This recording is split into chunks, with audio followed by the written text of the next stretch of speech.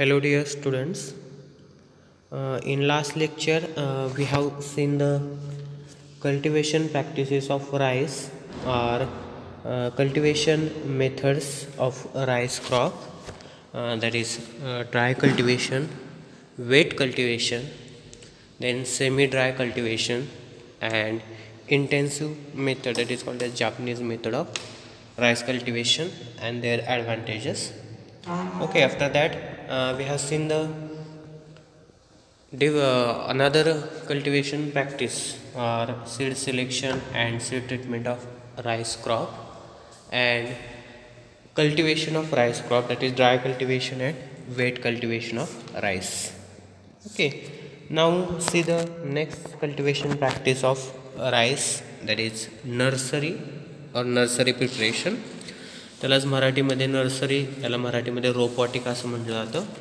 रोपवाटिका म्हणजे काय, जिथं ज्या क्रॉपचे सीड्स लहान असतात त्या क्रॉपचे सीड्स सुरुवातीला रेस बेड म्हणजे गादी वाफ्यावरती लावले जातात आणि ते चांगले उगवून आल्यानंतर त्यांचं व्यवस्थित जर्मिनेशन झाल्यानंतर ते मेन प्लांटमध्ये काय करतात, ट्रान्सफर करतात. That is called as nursery. Okay, जे व्हेजिटेबल्स असतात मोस्टली नर्सरी हे व्हेजिटेबल क्रॉपसाठी तयार करतात, like brinjal, tomato, chilli.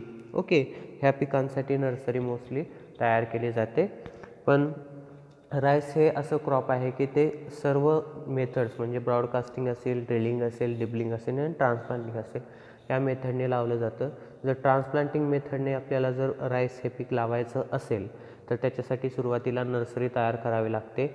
Nursery अशा ठिकाणी तयार केली जाते जिथं पाणी साचलं जात नाही, जमीन किंवा माती फाईन असली पाहिजे, मऊ अशी माती असली पाहिजे, अशा ठिकाणी नर्सरी काय केली जाते, तयार केली जाते. In rice crop there are two types of nursery are prepared. First one is wet nursery and second one is dry nursery. First is the description of wet nursery और how to prepare the wet nursery. Wet म्हणजे काय, पाणी. Okay, जिथं पाणी असेल weight, आणि dry म्हणजे कोरडी. Wet nursery. Under a wet condition, the nursery area is frequently plowed during summer, followed by 3 to 4 puddlings. Okay, under wet कंडिशनमध्ये आपल्याला जर नर्सरी तयार करायची असेल तर समर सीझनमध्ये म्हणजे उन्हाळ्यामध्ये काय केले जाते, जमीन नांगरली जाते आणि नांगरल्यानंतर जेव्हा पाऊस पडतो तेव्हा 3 ते 4 पडलिंग्स काय केले जातात, त्याच्यामध्ये केली जातात. After that add 10 to 25 tons FIM per hectare which is added into the soil. Okay, त्याच्यानंतर 10 ते 25 टन्स FIM चांगलं कुजलेलं शेणखत त्या मातीमध्ये मिक्स केलं जातं. Then after 3 to 4 weeks the nursery area should be divided into small beds of about 1 meter width and of suitable length. Okay, शेणखत सुरुवातीला प्लाविंग केलं जातं, प्लाविंगनंतर पडलिंग केलं जातं. पडलिंग म्हणजे काय, चिखलणे असं आपण म्हणतो. चिखलणे म्हणजे काय, शेतामध्ये काय केलं जातं, पाणी साठवलं जातं आणि त्याच्यामध्ये काय केलं जातं, प्लाविंग केलं जातं, नांगरणी केली जाते बाय वुडन प्लाऊच्या साह्याने. That is called as puddling असं म्हणतात. पडलिंग केल्यानंतर FIM ॲड केलं जातं आणि FIM ॲड केल्यानंतर आफ्टर 3 to 4 weeks 3 ते 4 आठवड्याने काय केलं जातं, तो नर्सरी एरिया स्मॉल बेडमध्ये डिव्हाइड केला जातो. इमेजमध्ये दाखवलेला आहे बघा, अशा पद्धतीचे स्मॉल बेड्स काय केले जातात, तो नर्सरी एरिया डिवाइड केला जातो. Okay, then this beds are provided with 1/2 meter wide channels all around to facilitate drainage and sowing of seeds. Okay, आणि तो नर्सरी एरिया, सपोज हा नर्सरी एरिया आहे, ह्या नर्सरी एरियामध्ये परत काय केलं जातात, स्मॉल बेडमध्ये डिवाइड केला जातो एरिया. ओके, आणि हे 2 बेड झाल्यानंतर याच्यामधील जे अंतर आहे ते किती ठेवलं पाहिजे, 1/2 meter, अर्धा मीटर काय केलं जातं, याच्यामधलं अंतर ठेवलं जातं, जेणेकरून आपल्याला सोविंग करण्यासाठी, व्यवस्थित सोविंग करता येण्यासाठी, किंवा जे एक्सेस वॉटर आहे म्हणजे जे ड्रेनेज वॉटर आहे, पाऊस जास्त पडल्यानंतर ह्या बेडवरचं पाणी काय होईल, खाली येईल आणि ह्या ड्रेनेज चॅनलमध्ये काय होईल, ते थांबेल, जेणेकरून ते बेडवरती साठणार नाही. याच्यासाठी काय केलं जातात, ड्रेनेज चॅनल काढले जातात. 3 to 6 centimetre water is allowed to stand in the bed. Okay, एका बेडवरती 3 ते 6 सेंटीमीटर वॉटर एवढं काय केलं जातं, स्टँड केलं जातं, थांबवलं जातं. त्याच्यापेक्षा जास्त असेल तर ते रिमूव्ह केलं जातं, ड्रेनेज चॅनल थ्रू काढलं जातं. Then after sprouted seeds are broadcasted in the puddle field. जे पडल फील्ड आहे ते आपण काय केलं, स्मॉल एरियामध्ये डिवाईड केल्यानंतर त्याला ड्रेनेज चॅनल काढले. ड्रेनेज चॅनल नंतर काय करायचं, सीड्स स्प्राउटेड सीड्स म्हणजे जे कोंब आलेले सीड्स असं आपण म्हणतो किंवा मोड आलेले सीड्स काय करायचे, ब्रॉडकास्टिंग करायचं त्या बेडवरती. Then seed rate for fine and medium varieties. Fine आणि मीडियम म्हणजे ज्या दाण्याचा आकार लहान असतो किंवा मीडियम असतो अशा व्हरायटी 350 किलो प्रति हेक्टरी एवढा काय लागतो, सीड रेट लागतो. अँड फॉर फाईन व्हरायटीसाठी 450 kg पर हेक्टर एवढा सीड रेट लागतो. फॉर कोर्स व्हरायटी म्हणजे ज्यांचे दाणे जाड किंवा भरड असतात त्या व्हरायटीचा सीड रेट 450 किलो प्रति हेक्टर एवढा लागतो. देन 1 हेक्टरी nursery area will provide seedlings for transplanting of 10 to 12 hectare area. Okay, जर 1 हेक्टर आपण नर्सरी केली तर त्या नर्सरीपासून आपल्याला 10 ते 12 हेक्टर एरियावरती आपण राईसचे पीक लावू शकतो. ओके, 1 हेक्टर एरियामध्ये जर नर्सरी केली तर त्याच्यापासून आपण 10 ते 12 हेक्टर काय करू शकतो, भात हे पीक लावू शकतो. Okay, this is the wet nursery of rice. Then second nursery that is a dry nursery. The field is prepared by giving 4 to 5 plowings in crosswise direction. 4 ते 5 प्लाविंग केले जातात क्रॉसवाइज डिरेक्शननी. After that 20 to 25 tons FIM is added into the soil, and after adding the FIM, raised beds are prepared. Size of that raised bed is 1 to 1.25 meter width, 8 to 10 centimeter height, and convenient length are prepared with half meter of wide channel all around them to facilitate the drainage and for sowing. Okay, raised bed तयार करायचे. Race bed तयार केल्यानंतर 2 बेडमधील अंतर हे अर्धा metre एवढं ठेवायचं, जेणेकरून आपल्याला त्याच्यामध्ये एक्सेस वॉटर म्हणजे ड्रेनेज वॉटर काय करता येईल, बाहेर काढता येईल, किंवा सोविंग व्यवस्थित करण्यासाठी हाफ मीटर एवढं अंतर ठेवायचं 2 बेडमध्ये. In some regions rabbing is done. Rabbing म्हणजे काय, जे रॅबिंग हे मोस्टली कोकणामध्ये केलं जातं. This the most important definition. Rabbing हे तुम्हाला बोर्डच्या एक्झामला विचारतात. What is mean by rabbing. Rabbing म्हणजे काय. Rabbing means burning of the surface of soil of the seed bed for partial sterilisation of soil, that is called as rabbing. Rabbing म्हणजे काय, हे प्रॅक्टिस मोस्टली कोकणामध्ये केलं जातं समर सीझनमध्ये. जेव्हा उन्हाळा असतो, खरीप सीझन सुरू होण्याच्या अगोदर उन्हाळ्यामध्ये काय केलं जातं, जे ड्राय लीव्ज असेल, ड्राय मॅटर असेल, स्ट्रॉ असेल, तो ज्या जमिनीमध्ये आपल्याला भाते पीक लावायचं आहे त्याच्यावरती काय करायचं जातं, पसरला जातो. ड्राय मॅटर वाळलेलं जे काडी कचरा असेल, गवत असेल, काय केलं जातं, स्प्रेड केला जातो. स्प्रेड केल्यानंतर तो ड्राय मॅटर काय केला जातो, जाळला जातो. का अशासाठी जाळला जातो, स्टरिलायझेशन ऑफ सॉईल स्टरिलाइज होण्यासाठी. म्हणजे ज्याच्यामध्ये ते कीड किंवा रोग, किडीची अंडी किंवा रोग असतील तर ती काय होईल, रिमूव्ह होतील किंवा मरून जातील. आणि वीड सीड्स म्हणजे जे गवताचे बी असतील ते सुद्धा कंट्रोल होण्यासाठी रॅबिंगचा उपयोग केला जातो. ओके, पण रॅबिंगमुळे लॉस ऑफ ड्राय मॅटर किंवा ऑर्गॅनिक मॅटरचा लॉस होतो, हा त्याचा डिसॲडव्हान्टेजेस आहे. ओके, रॅबिंग म्हणजे काय, burning of the surface of soil of the seed bed. Okay, for partial sterilisation of soil. सॉईलचं स्टरिलायझेशन करण्यासाठी जिथं आपण नर्सरी तयार करणार आहोत तिथं काय केलं जातं, सॉईल ती बर्न केली जाते by using the dry matter. Okay, this is called as rabbing. The beds are covered with thin layer of fine FIM. Then after preparing the seed beds, again fine FIM is spread on that beds. Then sowing is done in the second week of June. Okay, sowing is done on the second week of June on the raised bed. Then shallow lines about 7 to 8 centimeter apart and 1 to 2 centimeter deep are made on the beads. Okay, after preparing the beds, suppose this is the raised bed. Okay, हा एक raised bed तयार केलेला आहे.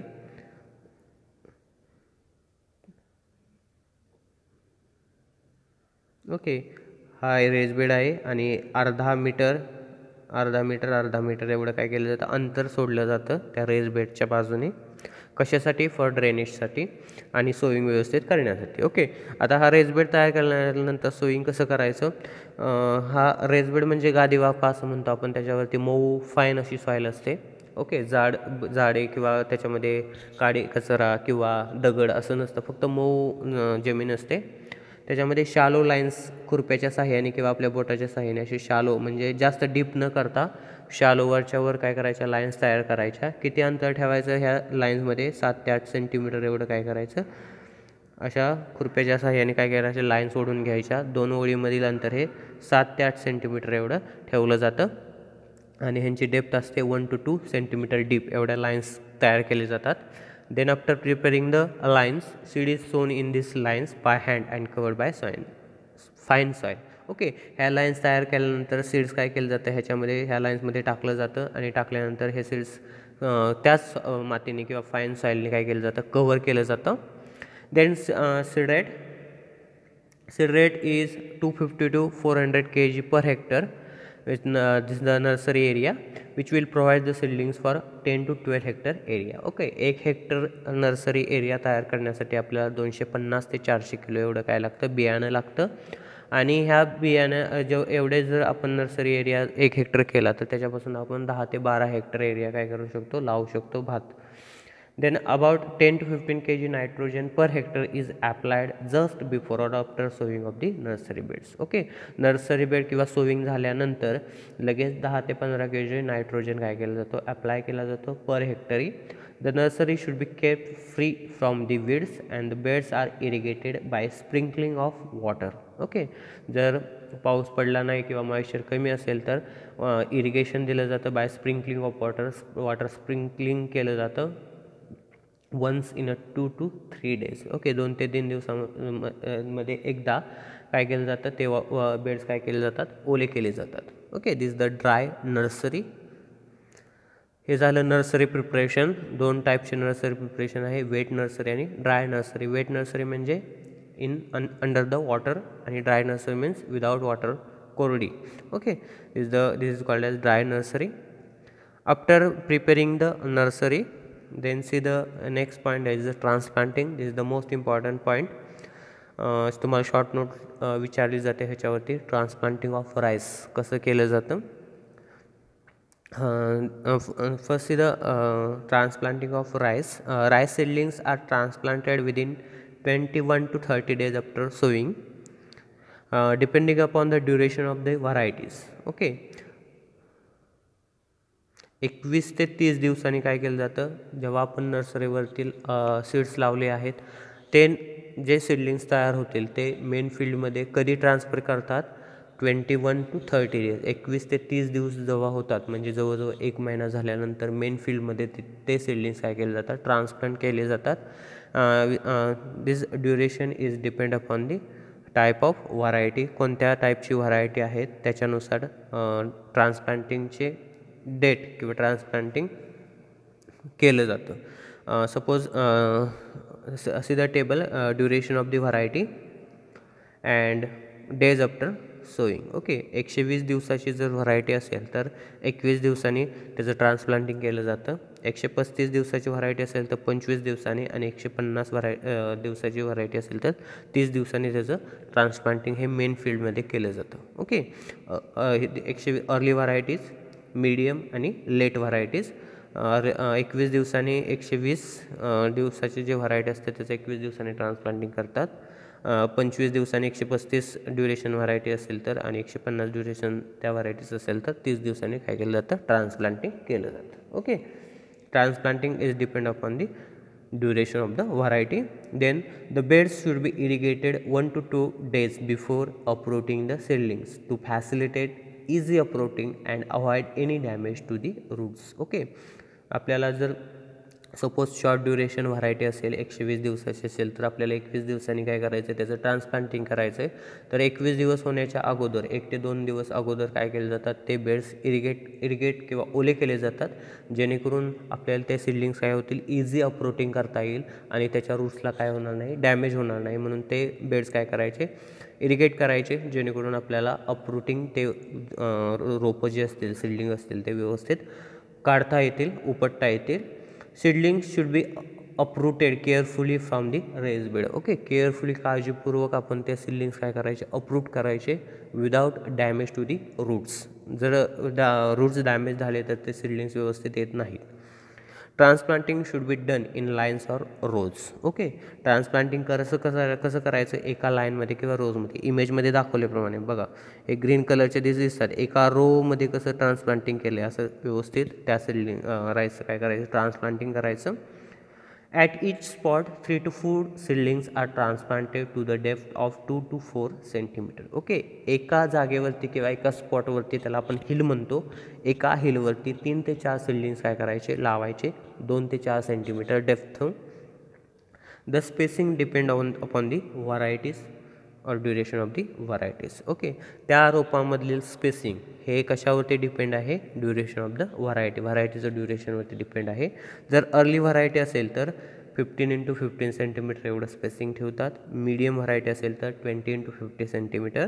Late variety असेल तर 20 × 20 centimetre. आणि हाय yielding variety असेल तर 20 × 15 सेंटीमीटर एवढं स्पेसिंग ठेवलं जातं.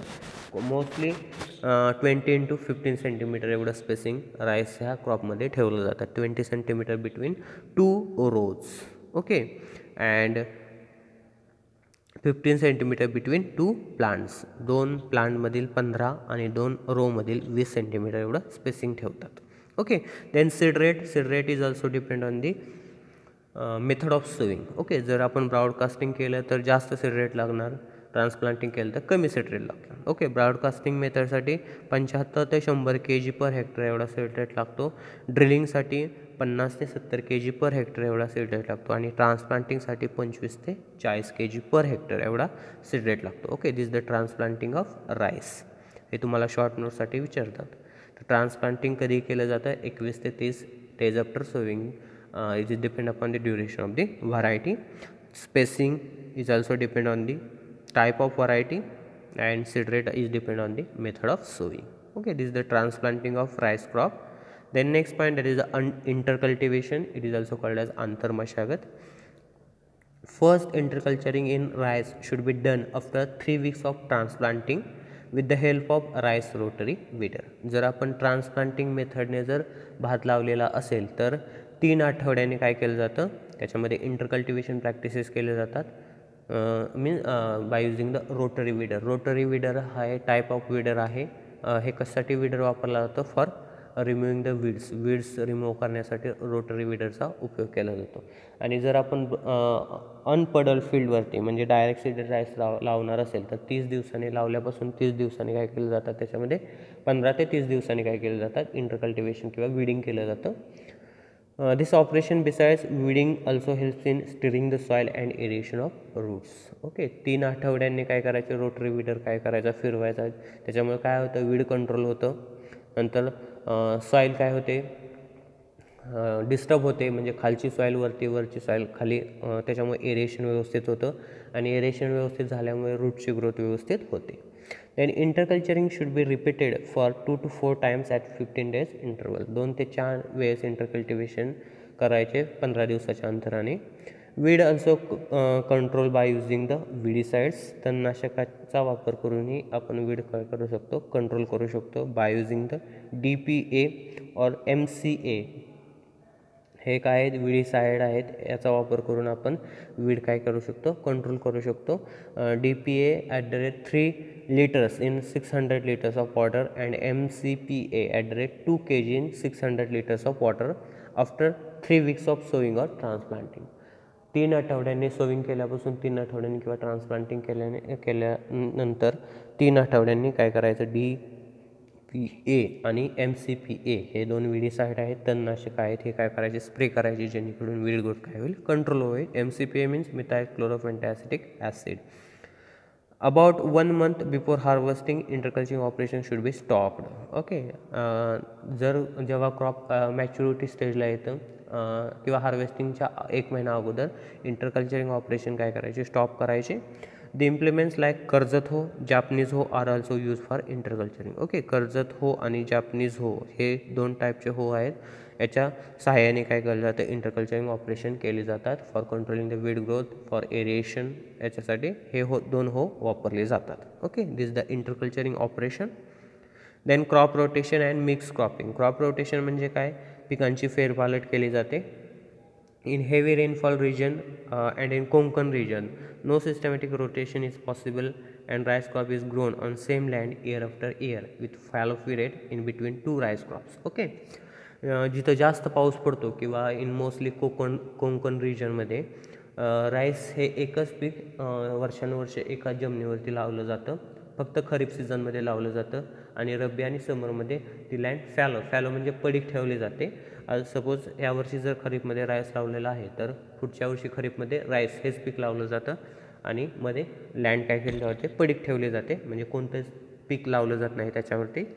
इन इरिगेटेड एरियाज, आणि इरिगेटेड एरियामध्ये common rotations are rice sugarcane. जिथं पाणी मुबलक प्रमाणात आहे तिथं राईस लावल्यानंतर शुगरकेन हे पीक घेतलं जातं, किंवा राईस लावल्यानंतर पोटॅटो हे पीक घेतलं जातं, किंवा राईस नंतर व्हीट लावलं जातं, किंवा राईस नंतर कोणतंही पल्स क्रॉप लावलं जातं.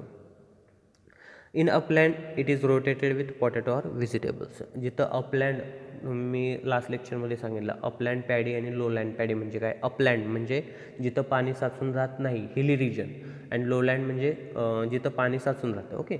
अपलँड जिथं अपलँड जमीन आहे किंवा अपलँड रिजन आहे तिथं मोस्टली पोटॅटो आणि व्हेजिटेबलचं क्रॉप रोटेशन घेतलं जातं. इन वेस्टर्न महाराष्ट्र, पश्चिम महाराष्ट्रामध्ये राईस इज रोटेटेड विथ वाल क्रॉप. वाल म्हणजे खरीपमध्ये पॅडे लावल्यानंतर रब्बीमध्ये वाल हे पीक लावलं जातं. ओके. वाली माहीत आहे तुम्हाला, वाल म्हणजे काय. ओके. हे this the crop rotation. And mix cropping म्हणजे काय, मिश्र पीक पद्धत असं आपण म्हणतो. Generally paddy crop is grown as a pure or it is also called as sole crop.